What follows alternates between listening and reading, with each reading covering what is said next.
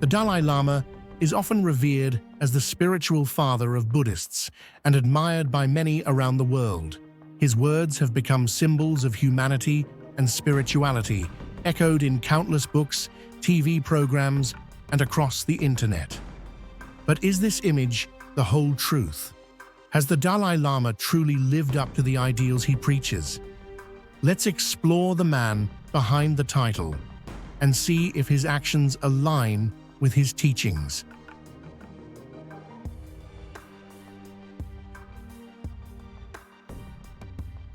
The Dalai Lama is the spiritual leader of Tibetan Buddhism and a global symbol of peace, compassion, and non-violence. The title, Dalai Lama, combines the Mongolic word Dalai, meaning ocean, with the Tibetan word Lama, meaning spiritual teacher. However, the Dalai Lama originates from a society characterized by formal class divisions. He comes from the monk class, which sits at the top of the Tibetan social hierarchy, and he is the highest-ranking monk. In this society, inequality is the norm, and social status is determined at birth.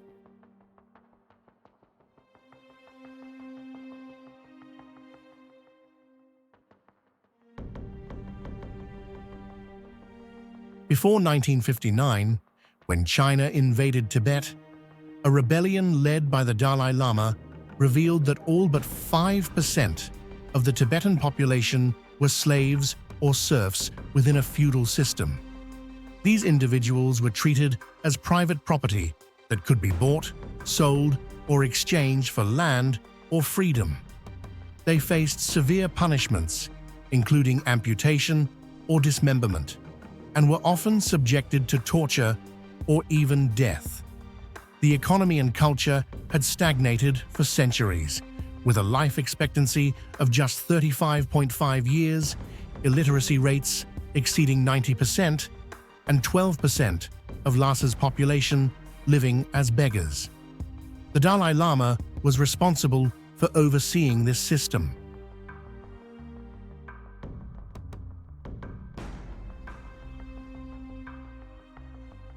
After 1959, China implemented various measures in Tibet that significantly transformed the region. These included large-scale investments in infrastructure, such as the construction of roads, railways, and airports, which improved connectivity and accessibility. Economic development initiatives led to modernization in agriculture, healthcare, and education, resulting in increased literacy rates, better access to healthcare, and overall improvements in living standards. China also promoted urbanization and tourism in Tibet, contributing to economic growth. While these developments are controversial, they have brought tangible benefits to many Tibetans and have integrated the region more closely with the rest of China.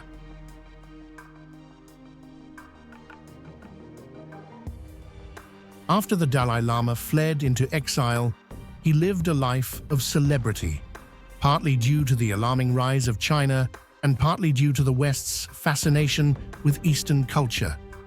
He has done a great deal of good, tirelessly working to establish a government in exile, promote interfaith dialogue, and engage in numerous other commendable activities that required his time and dedication. However, the Dalai Lama has not experienced the struggles of a working or middle-class family. Despite this, he sometimes criticizes those who do.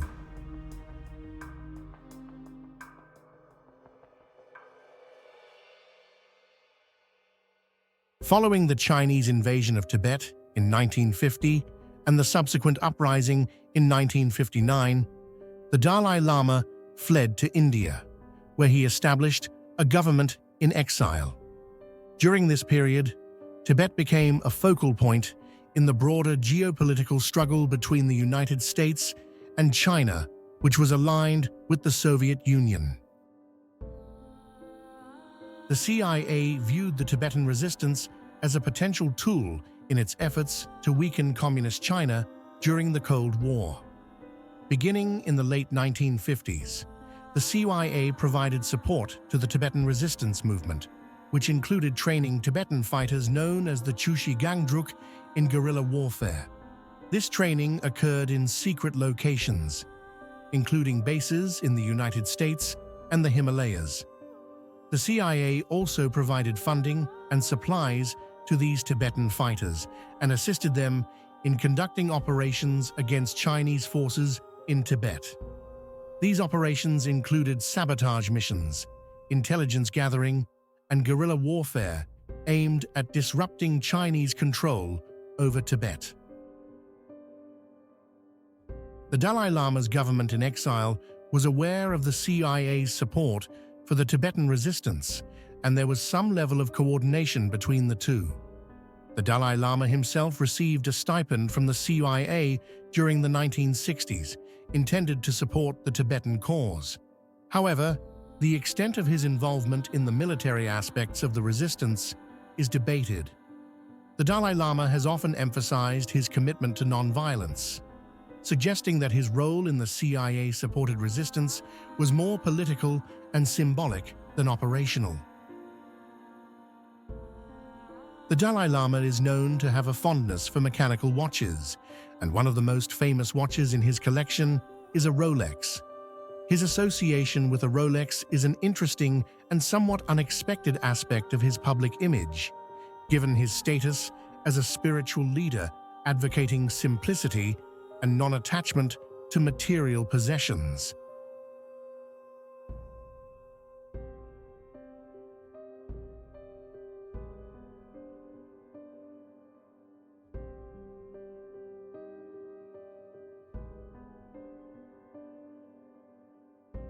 When someone who has never worried about money says that people confuse him because they spend their whole lives chasing money and sacrificing their health, it's not surprising. Many individuals sacrifice their health in various ways to work and provide for their families. In many countries, access to healthcare is contingent upon employment.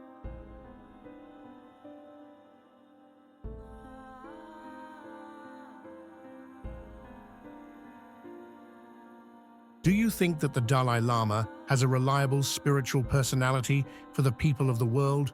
Or does he need to achieve a level of fame similar to that of many religious and political leaders in the realm of propaganda and political games?